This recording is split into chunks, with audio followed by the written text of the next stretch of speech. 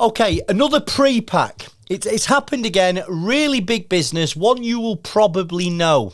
And what I'm going to do, I'm just going to walk you through the steps of what actually happened. So for those that are new to the channel, Chris Word and First Business Rescue, I try and explain UK insolvency in a really easy to understand manner. If you're a UK director out there and you are considering liquidation, or you're going through the process now, I try and answer your questions. Now, there's an insolvency procedure called a pre-pack. And what it means is, if you can imagine, we've got company A here has become insolvent. Just so you understand what insolvency means, company A cannot afford to pay its debts on time. Its assets may be more than its liabilities. Sorry, its liabilities may be more than its assets, or it might have pending legal action. All of these three things mean that it's insolvent, okay?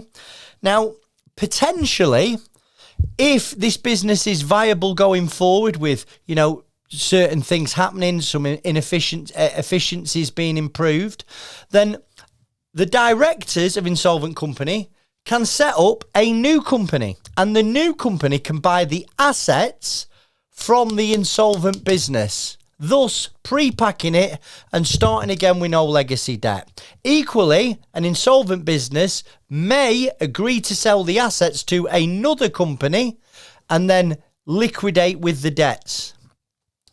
Now, last week, Victoria Plumb went into administration, okay? Victoria Plumb are an online retailer that sell sort of showers, bathrooms, all that type of thing.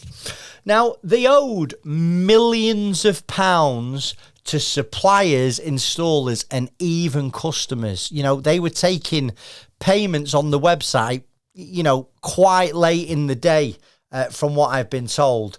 And it's argued that there was no prospect. Well, there's going to be no prospect of these people getting paid back. So there's a shed load of debt in this business, and it's gone through an administration.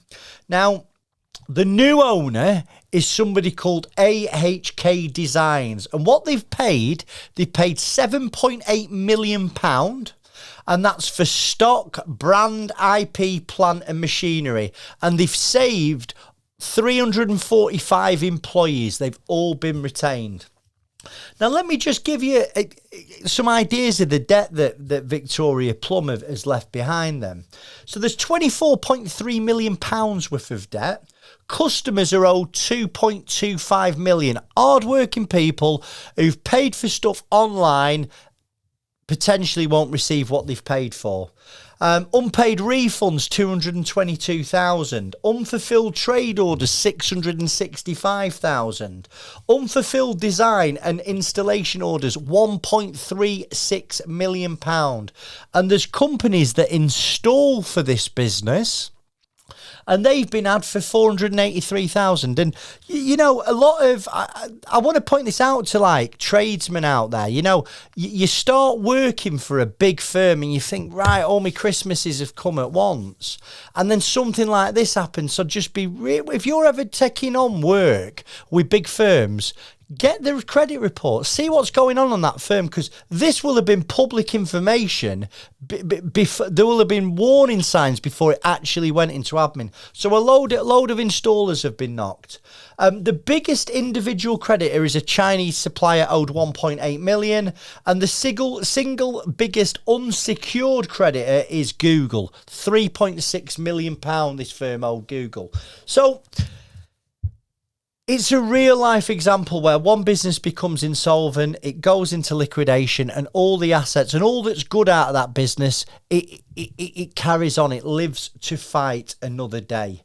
What are the issues that have led to the firm collapsing? Well, it's been reported there's been a drop in market demand. I mean, we see it everywhere. The cost of living, interest rates, mortgages are going through the roof. Your gas and electric's still high. Your tin of beans might have come down a bit, but it's a lot more expensive than it was 3 years ago. And what all that it sort of erodes what we've got in our pockets to spend every month. So people are spending less money, be it on a night out with friends, they're going for a couple of meals a month instead of 4, or spending on a new bathroom and shower. Another thing that's caused the demise is increased freight costs. You know, actually getting stuff over from China is very, very expensive, but actually getting it around the UK, you know, the cost of fuel's gone up, the cost of labour's gone up.